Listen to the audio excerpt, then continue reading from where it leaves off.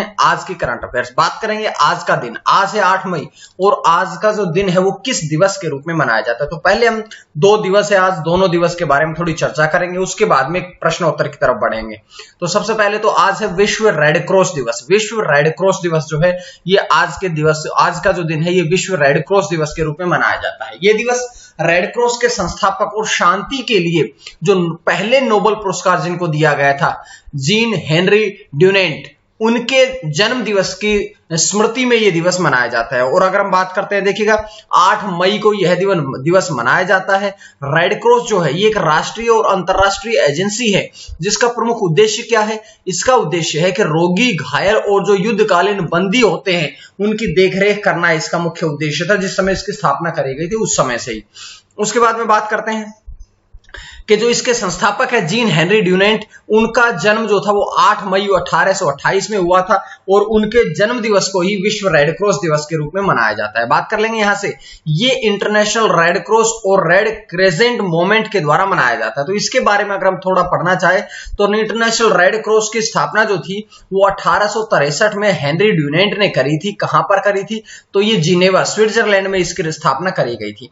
बात करते हैं कि जो इंटरनेशनल रेड क्रॉस है इसे 3 बार शांति के लिए नोबेल पुरस्कार दिया जा चुका है। कब कब दिया जा चुका? 1917 में, 1994 और 1963। 3 बार इसे नोबेल शांति के पुरस्कार से सम्मानित किया जा चुका है। इसका उद्देश्य क्या है? इसका उद्देश्य जैसा कि मैं बता चुका हूं कि युद्ध या विपदा के समय लोगों की सहायता करना ही इसका मुख्य उद्देश्य है। तो ये जानकारी हमने पहले प्रश्न से पढ़ी है, पहली जानकारी पहले दिवस से पढ़ी। अब आज का दिन जो है वो एक और दिवस के रूप में मनाया जाता है। क्या?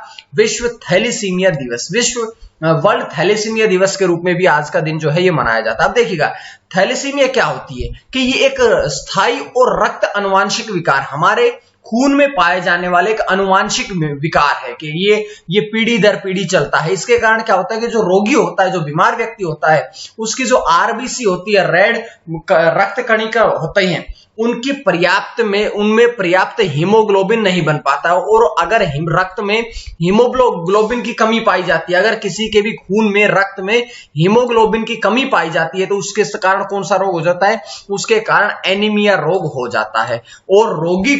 और एक रोगी को जीवित रहने के लिए प्रत्येक 2 से तीसरे सप्ताह, हर दूसरे तीसरे सप्ताह बाद नया रक्त चढ़ाने की आवश्यकता उसे होती है। और यहां से एक बड़ी इंपॉर्टेंट बात मैं बता रहा हूं कि भारत में विश्व के सर्वाधिक थैलेसीमिया रोगी हैं, मतलब भारत को दुनिया की थैलेसीमिया राजधानी भी कहा जाता है। तो ये बात आप लोगों को मैंने आपसे बताई थी। उसके बाद अगला प्रश्न क्या है?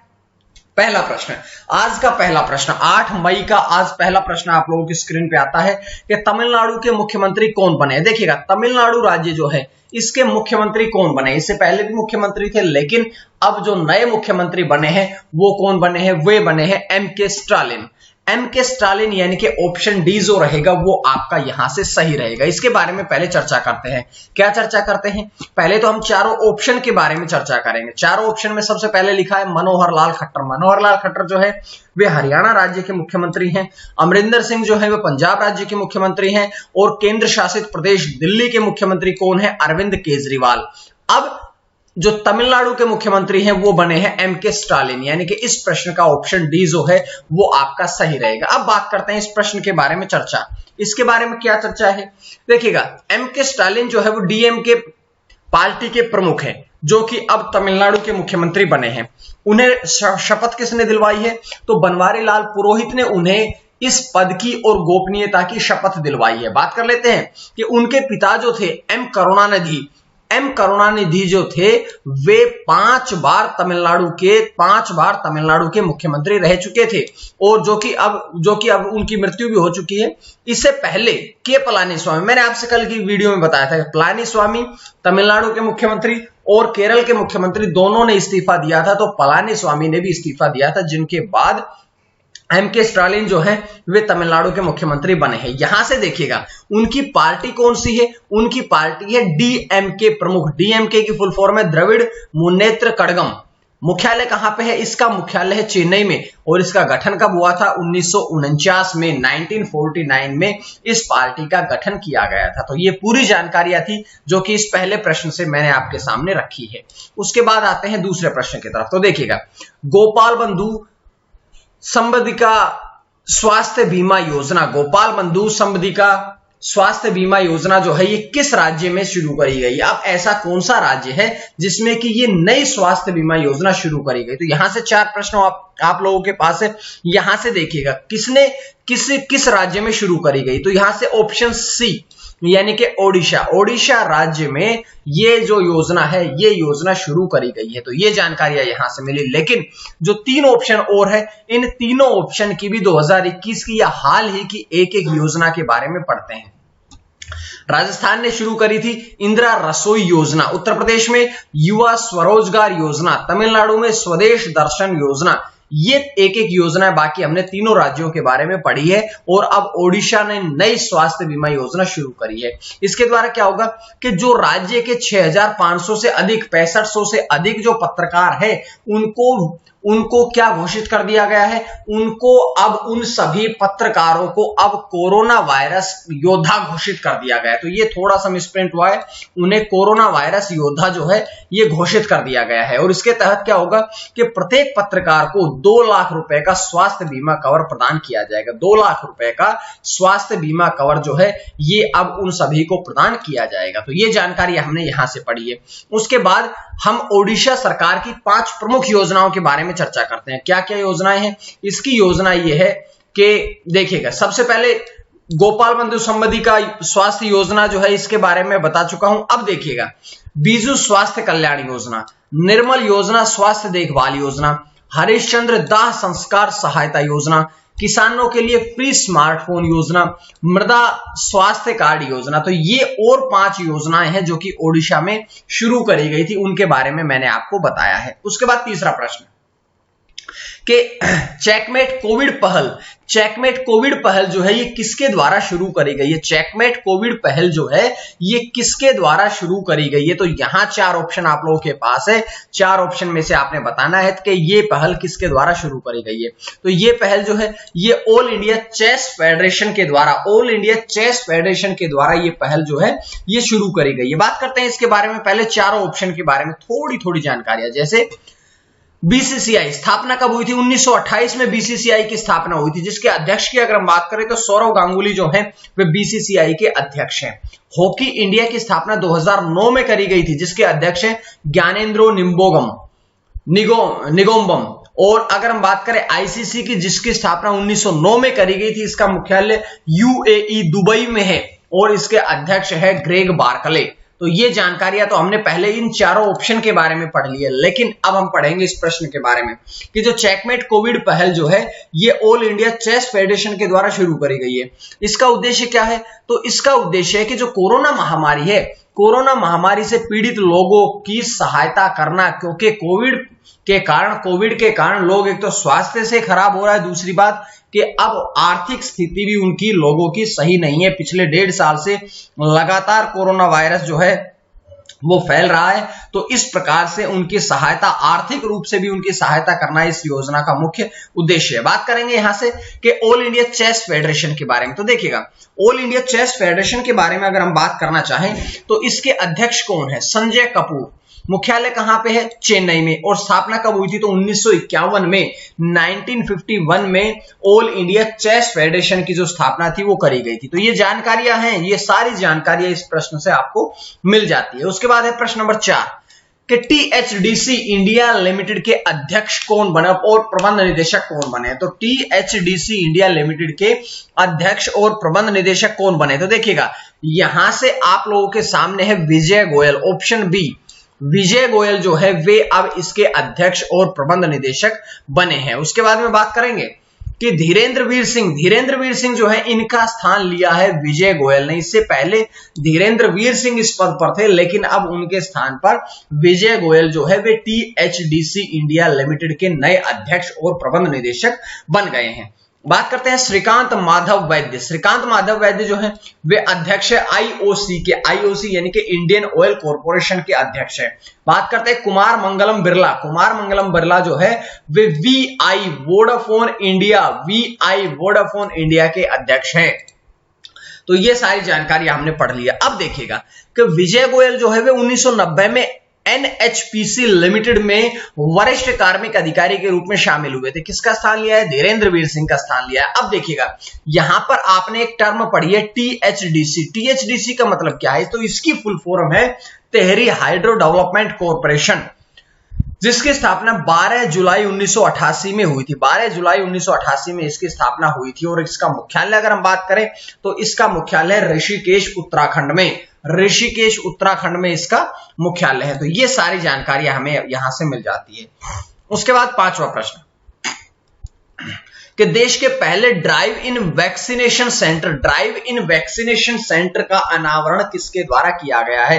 तो देखिएगा ये भारत देश का पहला ऐसा वैक्सीनेशन सेंटर है कि आपको वैक्सीनेशन के लिए लाया भी जाएगा और छोड़ के भी आपको घर पे आया जाएगा। तो इसका उद्घाटन अनावरण किसके द्वारा किया गया है? तो इसका उद्घाटन जो है ये राहुल शेवाले, ऑप्शन ए राहुल शेवाले के द्वारा इसका उद्घाटन जो है ये किया गया है। बात कर लेते हैं यहां से। मनोज सिन्हा जो है वे वर्तमान में जम्मू कश्मीर के उपराज्यपाल हैं और गिरीश चंद्र मुर्मू पहले उपराज्यपाल थे, वर्तमान में कैग बना दिए गए थे। तो उसके बाद में बात करेंगे हम कि इसका उद्घाटन सांसद राहुल शेवाले द्वारा किया गया। कहां पर किया गया? मुंबई में किया गया। इसके द्वारा क्या हुआ? देखिए मुंबई में भी कहां कि ये मुंबई के दादर के कोहिनूर स्क्वायर टावर की पार्किंग में स्थापित किया गया है और उन लोगों को परिवहन की सुविधा प्रदान करता है। यह उन लोगों को परिवहन की सुविधा प्रदान करता है जिनके पास अपने वाहन नहीं है या वे लोग दिव्यांग हैं जो कि अपने आप नहीं आ सकते हैं कोरोना वैक्सीनेशन के लिए।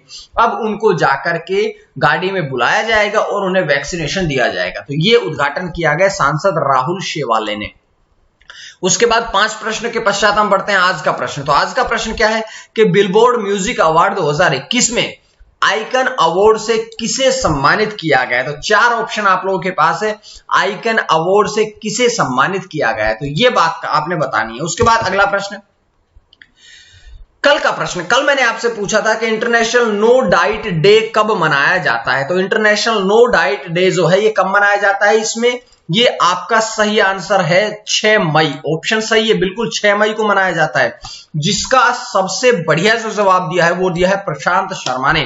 प्रशांत शर्मा ने इसका जवाब सबसे बढ़िया दिया है। उन्होंने लिखा है कि इंटरनेशनल नो डाइट डे 6 मई को मनाया जाता है और पहली बार यह दिवस जो है ये यूके में, यूनाइटेड किंगडम में 1992 में मनाया गया था। और इस खास दिन को मनाने की शुरुआत सबसे पहले एक ब्रिटिश महिला मैरी इवांस ने करी थी और मैरी का उद्देश्य था लोगों को यह समझाना कि भाई वो जैसे है ना वैसा ही अपने आप को स्वीकार करे, जैसे वे हैं वैसा ही खुद को स्वयं को स्वीकार करे। ये उनका उद्देश्य था।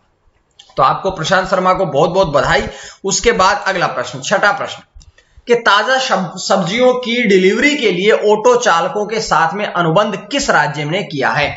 तो ताजा सब्जियों की डिलीवरी के लिए जो ऑटो चालकों के साथ में अनुबंध किया है ये किसने किया है? देखिएगा किसने किया है, तो ये किया है बिहार सरकार ने। ऑप्शन सी, बिहार सरकार ने अब ताजा सब्जियों के लिए डिलीवरी के लिए जो ऑटो चालक है उनके साथ में अनुबंध किया है। तो यहां से आपका ऑप्शन सी जो है वो आपका एकदम सटीक रहेगा। बात करेंगे पूरी जानकारी है इस प्रश्न से कि इस योजना के तहत क्या होगा कि जो ताजा सब्जियां होती हैं, ताजा सब्जियों की होम डिलीवरी या डोर टू डोर डिलीवरी करी जाएगी, क्योंकि कोरोना वायरस के कारण बहुत ज्यादा घरों से बाहर निकलना जरूरी नहीं है। इसलिए इसी बात को देखते हुए ताजा सब्जियों की होम डिलीवरी के लिए बिहार सरकार ने ऑटो चालकों के साथ में अनुबंध कर लिया है। यहां बिहार ने किया है तो बिहार के बारे में 2-4 बातें हम पढ़ेंगे। जैसे बिहार राज्य का निर्माण कब हुआ था? 22 मार्च 1912 में इसका निर्माण हुआ था, लेकिन बिहार को एक स्वतंत्र राज्य का दर्जा जो था वो 26 जनवरी 1950 को दिया गया था। बिहार की राजधानी की अगर हम बात करें तो पटना जो है वो बिहार की राजधानी है। 38 जिले बिहार में हैं और सीएम मुख्यमंत्री कौन है? नीतीश कुमार। नीतीश कुमार जो हैं वे मुख्यमंत्री हैं। साथ साथ में राज्यपाल की अगर हम बात करें तो फागू चौहान जो हैं वे बिहार के राज्यपाल हैं, गवर्नर हैं। तो ये जानकारी हमें इस प्रश्न से मिली।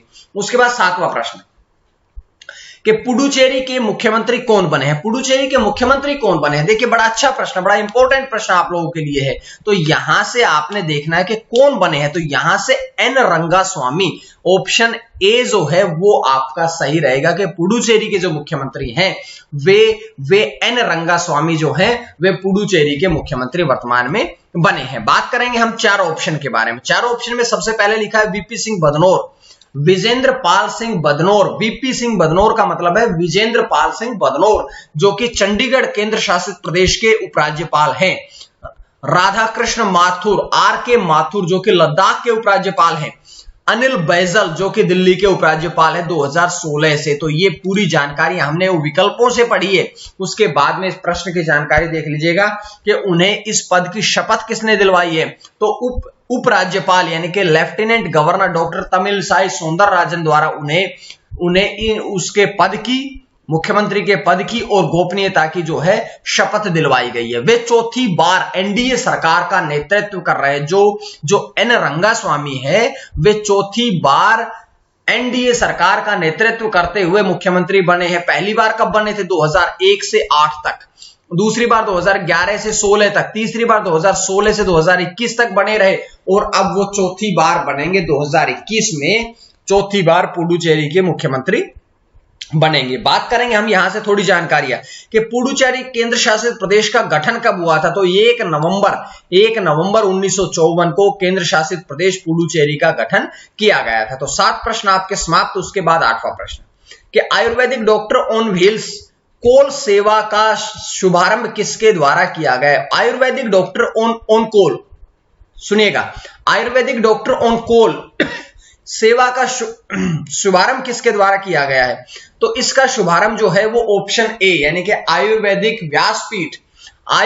व्यासपीठ की गुजरात इकाई के द्वारा, यानी कि गुजरात इकाई के द्वारा इसका शुभारंभ जो है ये किया गया है। बात करते हैं पूरी जानकारियां कि इसके द्वारा क्या होगा कि 170 से अधिक आयुर्वेदिक डॉक्टर कोविड-19 कोरोना वायरस से पीड़ित रोगियों को फोन पर मुफ्त आयुर्वेदिक परामर्श देंगे, क्योंकि ऐसा मानना है कि कोरोना वायरस को हराने के लिए हमारी इम्यूनिटी पावर जो है वो ज्यादा होनी चाहिए, हमारे अंदर शक्ति होनी चाहिए, इम्यूनिटी पावर, रोगों से लड़ने की शक्तियां होनी चाहिए, जिस कारण से आप कोरोना वायरस को हरा सकते हैं। तो अब आयुर्वेद के द्वारा कोरोना वायरस का परामर्श दिया जाएगा, इसलिए ये नई सेवा जो है डॉक्टर ऑन कॉल, यानी कि डॉक्टर जो है वो आयुर्वेदिक डॉक्टर आप फोन से ही उनकी सेवाएं प्राप्त कर सकते हैं, वो भी मुफ्त में।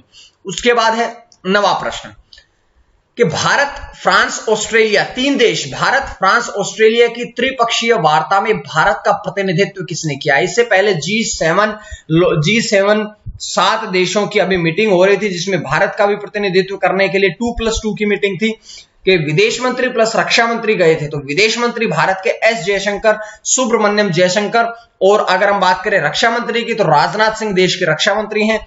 अब इसमें भारत का प्रतिनिधित्व जिसने किया है वो क्या है, डॉक्टर एस जयशंकर, यानी कि डॉक्टर विदेश मंत्री डॉक्टर एस सुब्रमण्यम जयशंकर द्वारा। अब बात करेंगे फ्रांस का प्रतिनिधित्व किया है जीन यवेश ले ड्रियाल, और ऑस्ट्रेलिया का जो प्रतिनिधित्व किया है वो किया है सीनेटर मारिश पायने द्वारा। तो ये तीनों के द्वारा हमने जानकारियां मिलेगी। अब देखिएगा, इसमें मैं बता चुका हूं कि G7 विदेश मंत्रियों की बैठक के अवसर पर इस त्रिपक्षीय वार्ता का आयोजन किया गया था। इससे पहले सितंबर 2020 में भी इस प्रकार की त्रिपक्षीय वार्ता जो थी इसका आयोजन किया गया था। और G7 देश, G7 ग्रुप ऑफ 7, 7 देशों का समूह जो था, जिसमें Canada, France, Germany, Italy, Japan, United kingdom और अमेरिका भी शामिल है। ये G7 देशों का समूह है। उसके बाद कि दुनिया के पहले AI संचालित जहाज का नाम क्या है। AI आर्टिफिशियल इंटेलिजेंस संचालित जहाज का नाम क्या है। तो देखिएगा, मैफ्लावर 400 जो है इस जहाज का नाम है। बात करेंगे पूरी जानकारियां, देखिएगा कि इसकी ऊंचाई जो है वो 50 फीट है, वजन 9 टन के बराबर है। पूरी तरह से ये स्वायत्त जहाज है जो कि सौर पैनल से ढका हुआ। देखिएगा चारों तरफ आप देख सकते हैं सौर पैनल लगे हैं, सौर पैनल जो है वो लगे हैं, मतलब कि इसका जो पूरी तरह से प्रयोग है वो सोलर लाइट के द्वारा किया जा सकता है। इसका प्रयोग कहां किया जाएगा? तो इसका प्रयोग किया जाएगा मुख्य रूप से समुद्र के प्रदूषण का अध्ययन करने के लिए। भाई जो समुद्र है, जो सागर है, जो वो कितना प्रदूषित हो रहा है, इसकी जांच के लिए इसका प्रयोग किया जाएगा। साथ साथ में जो समुद्र है उसमें प्लास्टिक का विश्लेषण किया जाएगा कि कितनी मात्रा में प्लास्टिक हम समुद्र में डालते हैं। उसके बाद में देखिएगा साथ ही जो जलीय स्तनधारी जीव है, जलीय स्तनधारी जीव है, उन सब की निगरानी रखने के लिए भी मेफ्लावर 400 जो है ये जहाज को तैनात किया गया है। तो ये जानकारियां थी आज की वीडियो में। उम्मीद है आपको करंट अफेयर्स की सीरीज बहुत अच्छी लग रही है और आप लोग जवाब देते रहिएगा, इसी प्रकार से जुड़े रहिएगा और मैं आप लोगों के सामने इसी प्रकार से करंट अफेयर्स की सीरीज और साथ साथ में और भी बहुत सी सीरीज जल्द लेके आने वाला हूं। आज के लिए इतना ही।